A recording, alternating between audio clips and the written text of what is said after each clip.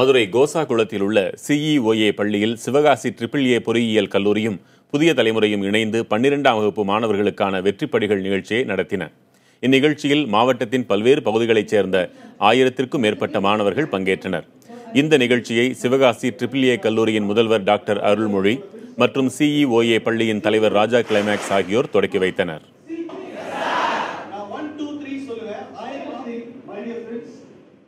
எவ்வாறு மாணவர்கள் மிக சிறந்த மதிப்பெண்ணை பெற வேண்டும் என்பதுடன் அவர்கள் மேலும் அவர்கள் தன்னுடைய ப்ரொஃபஷனல் கோர்ஸினில் சாதிப்பதற்கு என்னென்ன வழிகாட்டுதல் அடைய வேண்டும் என்பதனை இந்த வெற்றிப்படிகள் நிகழ்ச்சிகள் மூலமாக அவர்கள் அதிகமான